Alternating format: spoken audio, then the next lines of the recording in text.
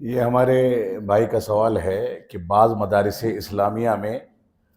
کچھ ایسے لوگوں کی یا اساتذہ کی تقرری ہوتی ہے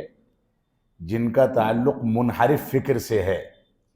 یا وہ اہل بدعت میں شامل ہیں۔ یہاں پر جواب میں تفصیل ہے، جیسا کہ شیخ نے ابھی اپنے جواب میں ذکر کیا کہ اگر اس فن کے ماہرین جس فن کے لیے ان کو رکھا گیا ہے، اس فن کے ماہرین سلیم العقیدہ افراد کے اندر موجود نہیں ہیں، تو ایسی صورت میں شریعت اور عقائد و منہج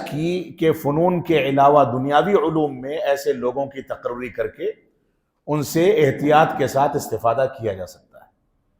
یعنی ایسے مدارس اسلامیہ جو ایسے لوگوں کی تقرری ان فنون کے لیے کرتے ہیں جو فنون دینی علوم سے تعلق نہیں رکھتے، انگریزی زبان پڑھانے کے لیے، ریاضیات کے لیے، سائنس کے لیے، سوشل اسٹڈیز کے لیے یا دنیاوی علوم کے لیے ایسے لوگوں کو رکھا جاتا ہے، اور ایسے فنون کے ماہرین جماعت میں موجود نہیں ہیں، تو ایسی صورت میں مجبوری ہے احتیاط کے ساتھ ان کے ساتھ استفادہ کیا جائے گا۔ لیکن تقرری کرتے وقت ذمہ داران کو اس بات کا خیال کرنا چاہیے کہ ایسے افراد کے سامنے واضح کر دیں کہ یہاں کسی بھی غلط فکر پر کوئی بھی گفتگو کرنا ہماری چہار دیواری کے اندر یا ہماری ماتحتی میں کام کرتے ہوئے اس کی قطعاً اجازت نہیں ہے۔ احتیاط کا ایک تقاضا یہ بھی ہے۔ بہت سارے مدارس میں دنیاوی علوم کے لیے ایسے اساتذہ رکھے جاتے ہیں اور وہ مجبوری ہے کہ جماعت میں ایسے افراد نہیں ملتے، لیکن وہاں پر معاملہ تشویشناک ہو جاتا ہے جہاں پر بعض مدارس اسلامیہ غلط عقائد کے افراد کو، غلط فکر کے افراد کو شریعت اسلامیہ کے علوم کو پڑھانے کے لیے مقرر کرتے ہیں۔ ایسی مثالیں بھی موجود ہیں کہ شرعی علوم کی کتابوں کو پڑھانے کے لیے منحرف عقیدے کے یا بدعتی افراد کو مقرر کیا جاتا ہے کہ آپ ہمارے طلباء کو تدریس کی ذمہ داریاں نبھا کر کے فلاں فلاں کتابیں پڑھا دیں۔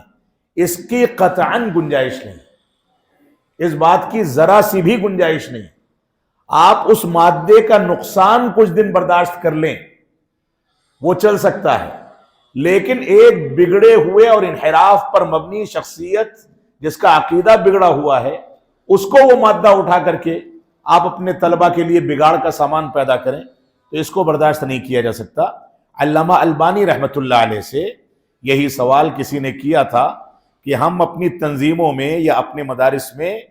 بدعتی مدرسین کو رکھیں، تو انہوں نے وصیت کی تھی کہ میں وصیت کرتا ہوں کہ اپنے اداروں میں صرف سلفی عقیدے اور سلفی فکر کے افراد کو رکھا جائے، جو لوگ منحرف ہیں ان کی تقرری نہ کی جائے۔ یہ احتیاط کا تقاضا ہے، جہاں مجبوری ہے وہاں معاملہ تھوڑا سا الگ ہوگا، احتیاط کے ساتھ ان سے استفادہ کیا جا سکتا ہے، لیکن وہ بھی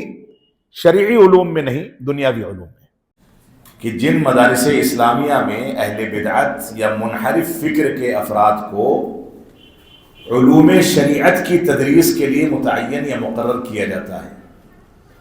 طلباء کی بھی ذمہ داری ہے کہ ایسے مدارس اسلامیہ کا حصول تعلیم کے لیے قصد نہ کریں،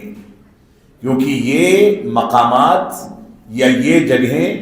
جہاں پر اس قدر شریعت اسلامیہ کے منہج کے ساتھ کھلواڑ کیا جا سکتا ہے، وہاں اگر طلباء جائیں گے اور شریعت کی تعلیم حاصل کریں گے تو ان کے اندر وہ انحراف منتقل ہوگا۔ لہٰذا ایسے مدارس اسلامیہ میں جہاں پر شرعی علوم کے لیے منحرف افراد یا اہل بدعت اور اہل کلام کی تقرری ہوتی ہے، یہ اس بات کی دلیل ہے کہ اس مدرسے کے ذمہ داران منہج سے متعلق کم از کم متساہل ہیں، اور جہاں اس انداز کا تساہل پایا جاتا ہے، یہ مجرمانہ تساہل ہے، وہاں طلباء کو تعلیم کے حصول کے لیے جانے سے پرہیز کرنا چاہیے۔